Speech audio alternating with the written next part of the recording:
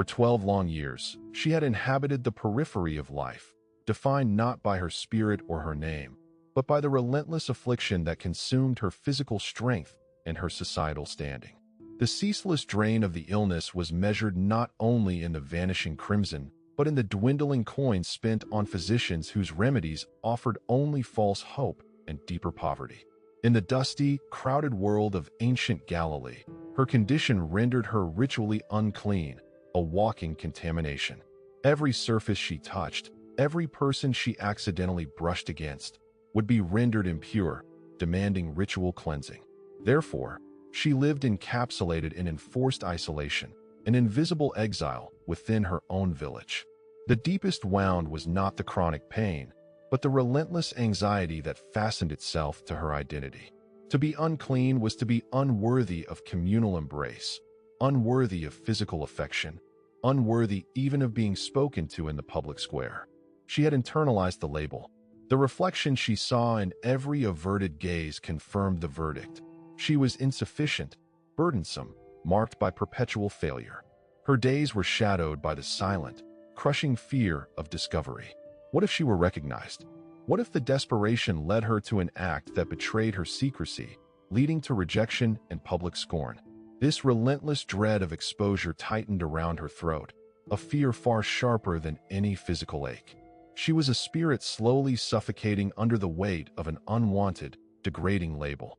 Her world had shrunk to the confines of her concealment, where every rustle of fabric was a perceived threat. Hope had curdled into a bitter necessity. She sought healing not just to restore her body, but to reclaim a lost existence, a forgotten sense of human value. Yet, even the faint possibility of divine intervention was terrifying, because failure would mean final, irrevocable confirmation of her unworthiness. If the power of the divine rejected her, where else could she turn? The identity of the afflicted woman had become her prison, sealing her off from the light and warmth of community.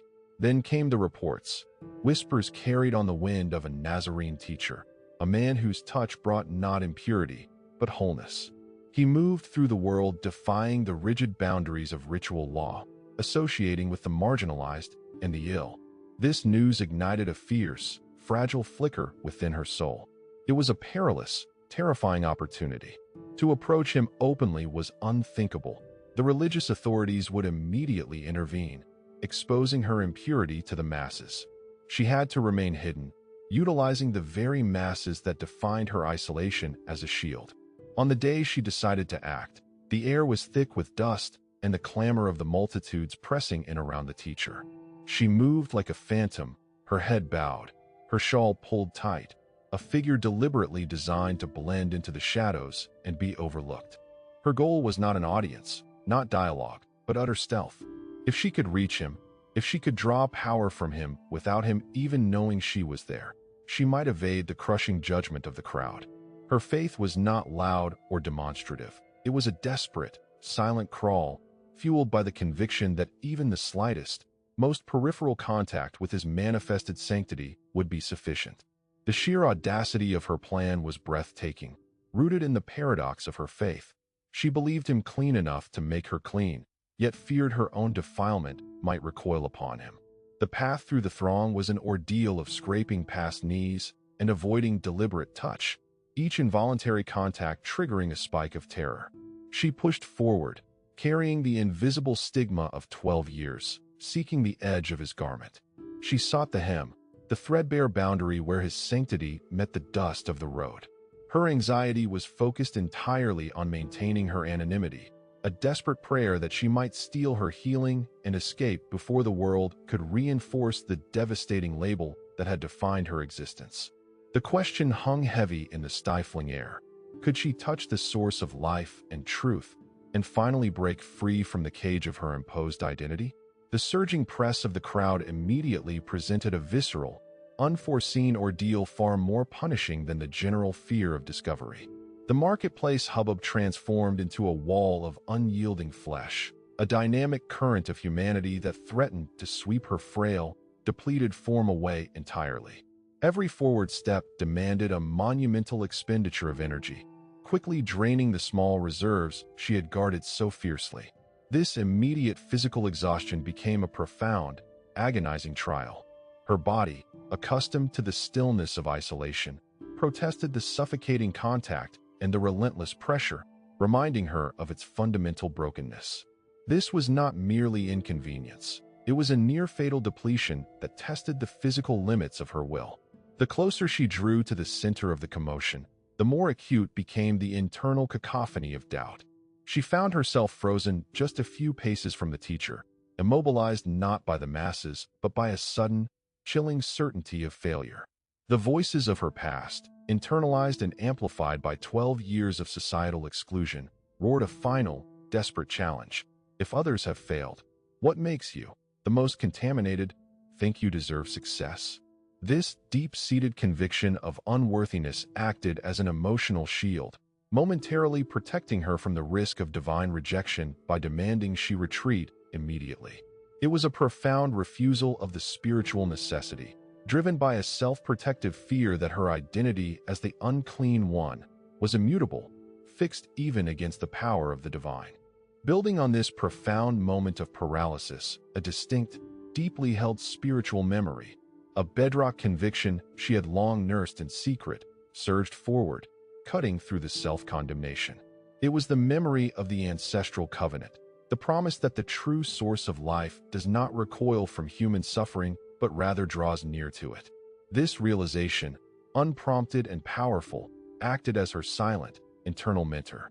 It provided the essential guidance, not in the form of spoken assurance, but as an undeniable spiritual truth. The power she sought operated on principles of boundless mercy, not transactional purity. Her worthiness was not the currency. Only her absolute reliance on the Messiah's inherent holiness mattered. The focus shifted abruptly from her own defilement to the magnitude of his grace. Consequently, the remaining distance, though perhaps only 3 or 4 strides, became the longest passage of her life. She lowered her center of gravity, leveraging sheer desperation against the indifferent elbows and knees of the crowd. The decision was now settled. Whether she found healing or public exposure, she could no longer return to the suffocating silence of her former life. She had crossed a critical internal threshold, fully committing her fate to this singular, high-risk endeavor. The act of reaching for the fringe of the teacher's prayer shawl was no longer an attempt to steal a cure, but a formal, desperate assertion of faith, an ultimate gamble on the unconditional nature of divine love. She finally maneuvered herself low to the ground, allowing the crowd to part slightly above her head. The fine linen hem of his outer garment came into view, dusty from the road, yet radiating an intangible presence that resonated through her very being. The intense focus required to navigate the final gap concentrated her awareness entirely onto the texture of the fabric, blurring out the noise of the surrounding world. Every ounce of her spiritual, psychological, and physical energy was channeled into that final, minute extension of her fingers. This commitment was definitive. By daring to touch, she was entering an entirely new reality, leaving behind the ordinary world of ritual law and isolation, and stepping into the uncharted territory of immediate divine encounter. A sudden, powerful jolt surged through her entire being the instant her fingertips brushed the fringe. It was an electrical current, not of pain, but of profound, immediate transformation, rushing through her circulatory system. The chronic, debilitating leakage, the constant reminder of her brokenness, ceased instantly. Her body registered the change with a dizzying sense of lightness, a vacuous stillness where constant draining had been. She felt a profound physiological stabilization, a sudden equilibrium that transcended 12 years of progressive decline. Conversely, this physical restoration instantly triggered a new wave of psychological distress. She had achieved the impossible, yet the stealth she relied upon had failed. The teacher stopped abruptly amidst the surging crowd. The atmosphere, moments before a chaos of pushing and shouting, snapped into a startling silence around their immediate vicinity. He scanned the dense circle of faces, his gaze penetrating the very souls of those surrounding him. A palpable, focused intensity emanated from him, demanding an immediate accounting. This unexpected cessation of movement and the deep focus of his attention meant her carefully constructed invisibility was compromised. Indeed, the question he voiced was not a request for information, but a declarative statement framed as an inquiry. Who was it that touched me? His disciples, oblivious to the subtle shift in spiritual physics that had just transpired, responded with frustrated skepticism. They pointed to the suffocating density of the multitude, scoffing at the notion that anyone could touch him without touching him, arguing that the mere physical reality of the throng made such a question nonsensical. They entirely missed the spiritual dimension of the contact, focused solely on the external, chaotic pressure. However, the teacher's persistence transcended their logical arguments. He was not asking for a physical identification. He was acknowledging a transaction of immense spiritual weight. A recognition of power departing from him provided the key indicator. This was the true test, whether she would remain hidden, cherishing her physical cure in secret, or whether she would face the ultimate confrontation with the source of her healing. A confrontation that risked everything she had striven to avoid. The healing was only half the miracle. The acknowledgement was the necessary completion, demanding the collapse of her self-imposed identity shield. The weight of his gaze felt like an inescapable spotlight, piercing the shadows she had hidden within. Now, she had to choose between the restored life of an anonymous woman and the exposed life of a healed witness. The temptation to melt back into the crowd was immense, offering safety and the maintenance of her privacy. Nevertheless, an undeniable spiritual compulsion, a force greater than her ingrained fear, compelled her forward. The anxiety of exposure still tightened her chest, but it was now competing with the undeniable awe of divine recognition. She slowly emerged from the dense press of bodies, trembling visibly, her posture reflecting the years of shame and isolation. Her identity, once hidden and reviled, was about to be laid bare before every eye. Recognizing the inescapable nature of the situation, she fell prostrate at his feet, adopting the posture of utter submission. It was here, in the dust before the world, that she publicly confessed the entire narrative. The years of silent suffering, the futility of human remedies, the clandestine approach through the crowd, and the instantaneous, transformative touch. This act of public testimony was the ultimate test of faith, transforming a stolen moment of healing into a permanent, recognized declaration of allegiance and truth. The moment of confession hung suspended in the air, a profound silence enveloping the small circle where the teacher stood.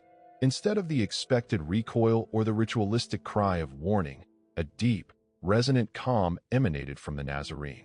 His eyes, devoid of judgment or surprise, held her fixed. It was a gaze that saw beyond the physical affliction and the societal label, penetrating the very core of her inherent dignity, validating the silent desperation that had driven her through the chaos.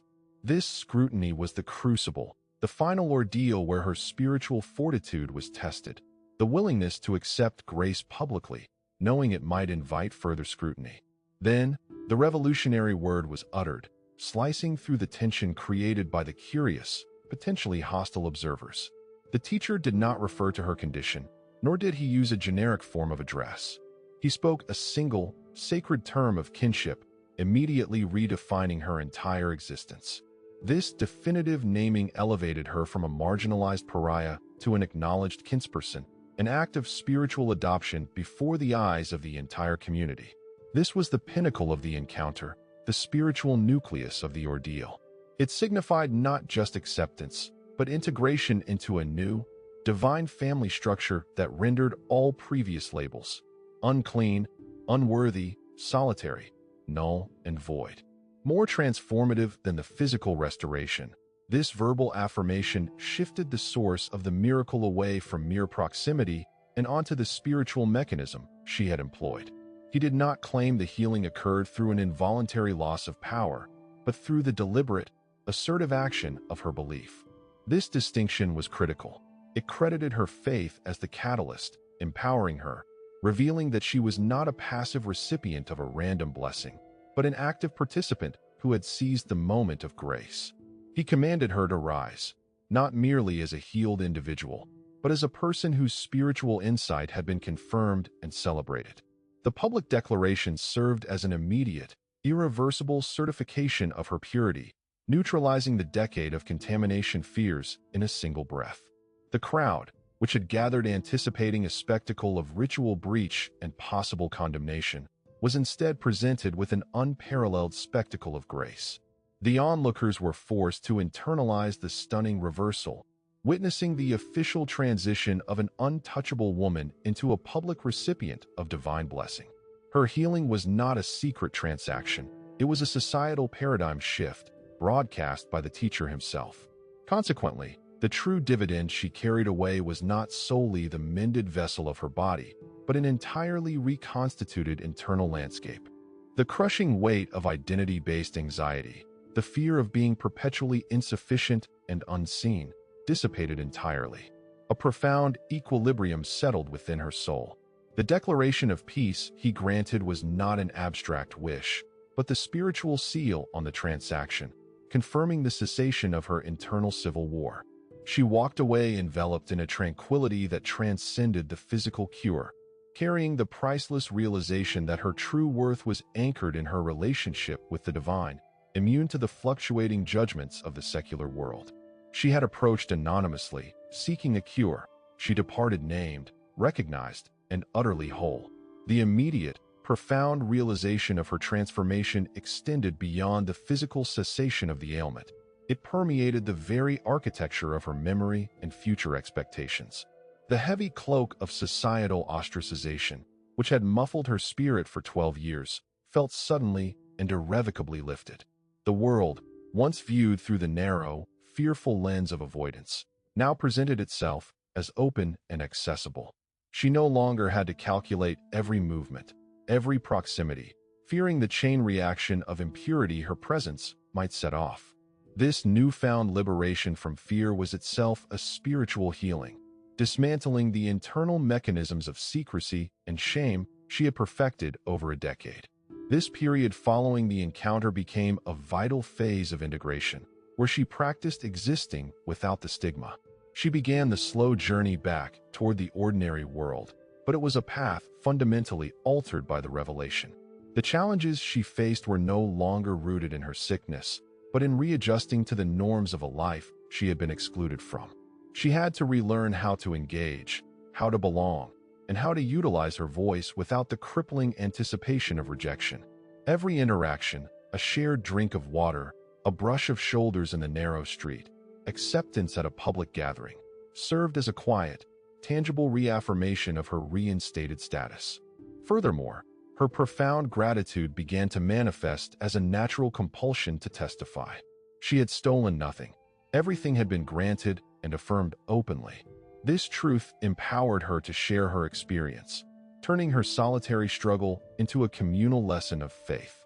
Her story became a living testament, a compelling example of how absolute reliance on the divine superseded rigid, man-made barriers. She discovered that the narrative of her suffering and subsequent healing carried a unique spiritual resonance, offering hope to others grappling with feelings of invisibility or being labeled by their circumstances. This journey back was not without its psychological resistance. Occasionally, residual, phantom anxieties would surface, the reflexive instinct to shrink or hide when approached quickly. These momentary slips back into the habits of isolation served as important final tests, forcing her to consciously exercise her new identity. Each time she chose to stand tall, meet the gaze of another, and embrace her wholeness, she was performing an act of spiritual maintenance, reinforcing the divine truth spoken over her. The internal battle against the old narrative required continuous vigilance, demonstrating that while grace provides the cure, commitment secures the recovery. The essential lesson embedded in her return was the permanency of the transformation. She did not return with merely a healed body, but with an irrefutable elixir, the deep, assured knowledge that she was seen and named by God. This knowledge was the gift she carried, a source of unwavering internal stability. It allowed her to face future uncertainties, not as the vulnerable, isolated woman defined by her weakness, but as the beloved daughter whose worth was divinely established. Her life transformed into a living monument to the power of persistent faith, showcasing that true integration involves reconciling the miraculous intervention with the reality of daily living, consistently living out the truth of one's restored identity. The final chapter of her story cemented the everlasting impact of her encounter, weaving her personal experience into the larger fabric of spiritual history. The completion of her journey represented a profound spiritual resurrection, a dramatic return from a kind of social and personal death. She had endured the ultimate societal ordeal, being perpetually quarantined, and emerged completely transformed, not merely restored to her prior state, but elevated into a state of recognized, affirmed daughtership. This was the ultimate spiritual test, living consistently in the light of the new reality, ensuring the external world reflected the internal conviction of her healing. She never retreated into anonymity. Instead, she became a quiet, powerful symbol of divine accessibility, demonstrating that the touch of faith obliterates the most stringent boundaries of ritual and human definition. The final triumph was her ability to utilize her story, the very narrative that had once brought shame, as a beacon of hope. Her quiet, confident presence in the community was a constant, living rebuke to the labels that categorize and diminish human worth.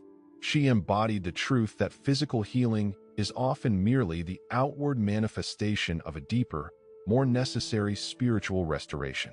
Her legacy was not measured by the date of her physical cure, but by the quality of the life she lived afterward, characterized by unwavering peace and a radical embrace of inclusion. She returned to the world carrying the elixir of realized belonging, demonstrating that true faith cures the wounds of identity anxiety by replacing them with the certainty of divine love. She carried the memory of the teacher's gaze and the sound of the word daughter as a permanent shield against the recurrence of the old fear. Consequently, her journey remains a timeless narrative, illustrating that when individuals recognize and reject the negative labels imposed by circumstance or society, and instead reach out in absolute faith, they receive more than a temporary fix. They receive an entirely new identity, one that endures beyond the challenges of the physical world. Her life serves as an eternal encouragement. The struggle against identity anxiety is conquered not through striving, but through surrender and belief, securing a transformation that is not only immediate, but eternally ratified. She successfully returned with the elixir of peace, proving that recognition from the Creator is the ultimate antidote to human marginalization. The sudden, public affirmation of her healing immediately established a critical tension, pitting spiritual reality against the deep-seated prejudices of the established societal order.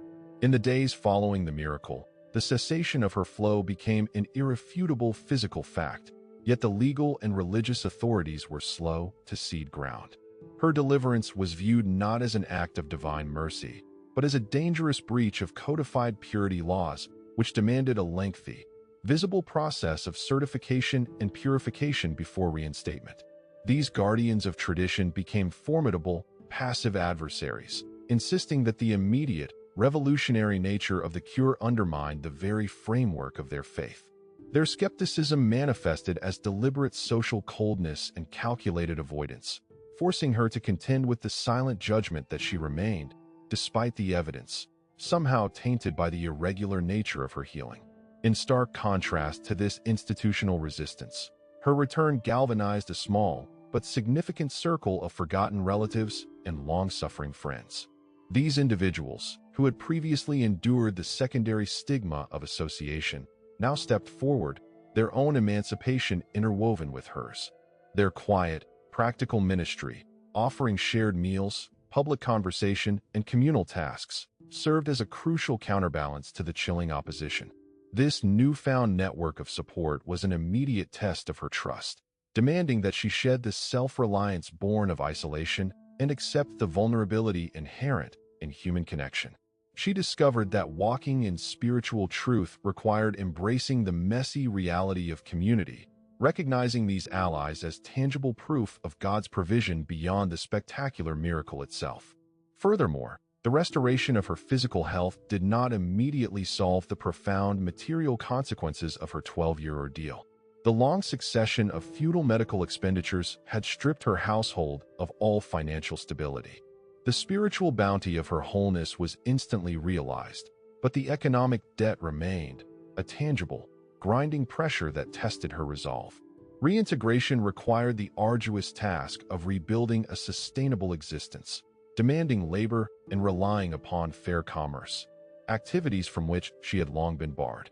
This practical adversity forced her to apply the same resolute faith that led her to the hem of the garment toward the challenges of daily sustenance, transforming economic struggle into a crucible for enduring commitment.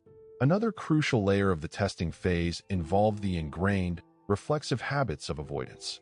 Even as her spirit soared with the truth of her purity, her body and subconscious mind retained the programmed fear of contagion.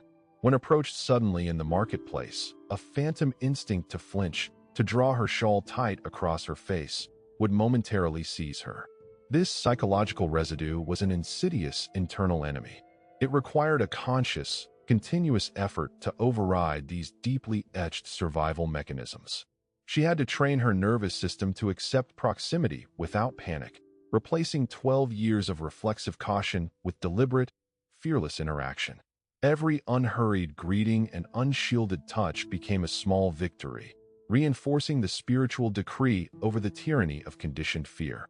Consequently, the narrative shifted from achieving a miracle to sustaining a miracle in a hostile, skeptical environment. The tests she now faced were less dramatic than facing the teacher in a crowd, yet they were perhaps more taxing. The steady erosion of resistance, the patient endurance of doubt, and the quiet, daily assertion of her valued identity. She found herself standing between two worlds, the instantaneous grace of the divine and the slow, judgmental inertia of the human world. Her continued peace hinged entirely on her steadfast conviction that the voice that called her daughter held infinitely more weight than all the whispering detractors combined. The atmosphere surrounding the teacher's presence became a crucible, forging not merely physical restoration, but an instantaneous reconstitution of the woman's self-perception. Her greatest vulnerability lay not in the exposed ailment, but in the 12 years of accumulated, internalized conviction that she was inherently damaged and excluded. Standing before him, every solitary, desperate thought, every silent prayer, every fear of contamination felt transparently visible. This spiritual exposure, the final stripping away of her self-defensive armor, constituted the true, terrifying approach to the inmost cave of her own broken psyche. In that singular, transformative instant, the central ordeal unfolded internally. The debilitating, controlling script that had defined her identity, the persona of the cursed, unclean woman, suffered an immediate, definitive death. This shedding of the familiar was psychically traumatic, a sudden, irreversible liberation from the only existence she had known for over a decade. The anxiety that had calcified around her core, demanding perpetual secrecy and self-hatred, spontaneously combusted, leaving behind a profound stillness. This cessation of internal conflict was more miraculous than the physical cure, marking the victory over the deeply entrenched belief in her own inferiority. Consequently, she seized the spiritual reward, an absolute certainty that transcended the physical evidence. This was the metaphorical sword of truth, the revelation that the ultimate power of the divine was fundamentally a force of intimacy and acceptance, not a distant, sterile authority demanding perfection. She grasped the monumental insight that the flow of grace required absolutely no merit, only contact born of desperate trust. This immediate, deep understanding of God's character as boundless mercy instantly dismantled the shame-based theology she had unconsciously adhered to, establishing a new, unshakable foundation for her life. Building on this revelation, the crushing weight of her identity anxiety dissolved. The labels of unworthy and insufficient, which society had relentlessly stapled onto her spirit, lost all adhesive power. Her inherent, immeasurable value was not argued for or earned through purification rites. It was declared and realized through the simple act of being wholly seen and utterly accepted in her state of desperate need. This recognition bestowed upon her an internal authority, a self-sovereignty anchored in the divine perspective, that rendered external opinions entirely irrelevant to her personal assessment of worth. This spiritual inheritance was the true treasure, ensuring that even if the physical ailment returned, the identity crisis never could.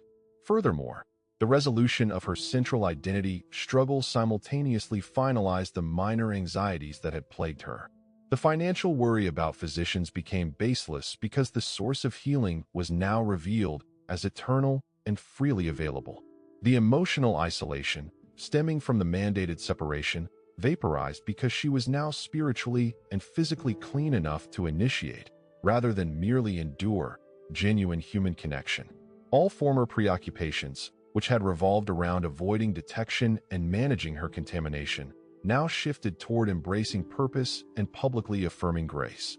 The culmination of this revelation was the profound shift from a life dictated by scarcity and fear to an existence governed by abundance and assured peace, securing her wholeness in every dimension: body, mind, and spirit. The quiet consequence of the public encounter was not merely the absence of a symptom. It was the radical and permanent recalibration of her inner life. Her spiritual gravity had shifted entirely. Where once the world felt like an immense, indifferent machine determined to crush her into non-existence, she now moved with the certainty of one who occupied a space that could not be retracted. The years of anxiety had been a tight, suffocating cloak, woven from fear of exposure and the constant monitoring of ritual distance. When the final, authoritative word was spoken over her, that heavy garment was not simply removed, it dissolved, leaving her standing utterly exposed, yet paradoxically, entirely armored. She found herself inhabiting a landscape where the shadows had lost their ability to conceal threats, because the light she carried was now intrinsic. The silence that had previously represented her exile now settled as profound peace, the stillness left when a 12-year internal war suddenly ceases. This internal architecture, once so fragile and easily breached by the smallest doubt, was rebuilt on a foundation of recognized worth. The external circumstances, the cold judgment of the crowd, the skepticism of the religious establishment, the financial ruin of her past, remained formidable peaks on the horizon, but they no longer cast shadows over her soul. They were simply topographical features of the world she now navigated, rather than defining elements of her own identity. Reflecting on this journey so far, one witnesses the subtle but profound distinction between merely being healed and being whole. Physical restoration allowed her to rejoin the procession of life, but the divine acknowledgement provided the compass, ensuring she knew exactly where she was headed. She had exchanged a life of frantic, fearful survival for one of deliberate, purposeful being. Her memory was no longer a gallery of failures and fruitless attempts. It became a historical archive of profound reliance, a testament to the singular moment when desperation became the purest form of trust. She carried the unshakable certainty that she was not an anomaly or an accidental beneficiary, but a designated receiver of boundless grace. This internalization of her new identity acted like an enormous spiritual flywheel, sustaining her momentum against the inertia of old habits.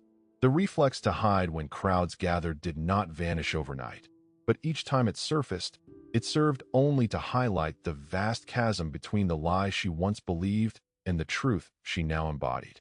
It was the continuous act of choosing to occupy her space fully, meeting gazes without shame, and accepting communal touch without fear of contamination, that solidified her transformation. She realized that the greatest victory was not over the affliction itself, but over the self-condemnation that the affliction had fostered. The label had been her heaviest burden, and seeing it vaporized by a single word of kinship demonstrated that human worth operates outside the currency of human opinion. She now understood that true integration into the divine order meant living completely unburdened by the world's provisional definitions. The quiet resilience required to maintain this peace, day after day, was the crowning glory of her faith, preparing her to share a gift that transcended even the power of physical restoration. The aftermath of the miracle settled not as a sudden cessation of drama, but as the inauguration of profound, quiet stability. She had approached the Nazarene teacher defined by a persistent, eroding deficit. She walked away possessing an absolute, enduring surplus of grace. The most profound healing was the eradication of the self-label, the invisible inscription of unworthiness that had defined her existence for so long. She shed the debilitating anxiety that she was permanently flawed, replacing the brittle shell of shame with the solid core of acceptance. This internal shift was the true revolution. She was no longer merely tolerated by circumstance, but unequivocally claimed by the divine.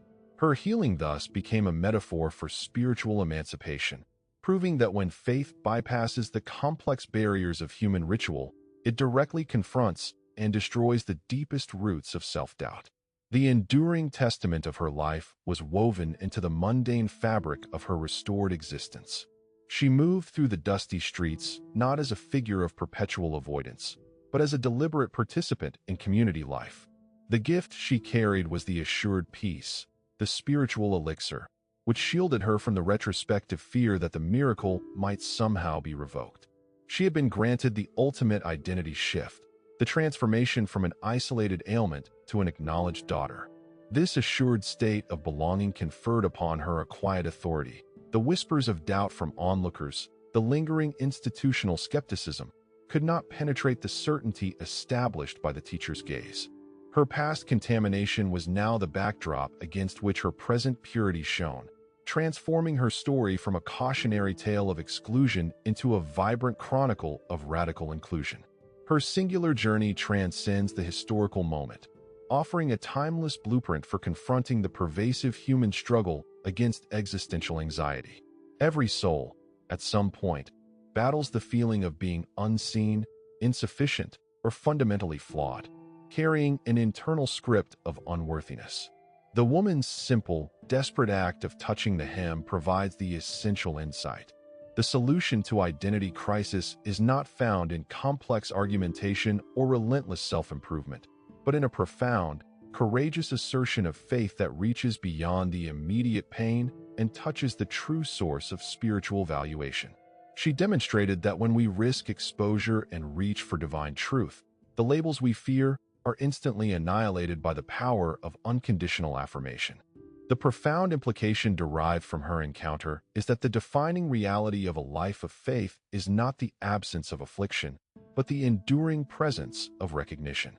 The greatest reward is the knowledge that one is irrevocably seen, named, and valued by the Creator, a truth that stands immutably against every fleeting judgment of the world.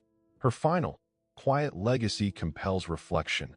What self-imposed label currently dictates the boundaries of your world? The path to wholeness lies in that same vulnerable, determined extension of faith, a spiritual reach toward the hem of the divine, trusting that the power to redefine and restore waits at the boundary. May we, like the daughter who found her name and her peace in the midst of chaos, find the courage to step out of the shadows, declare our need, and receive the defining truth of our immeasurable worth.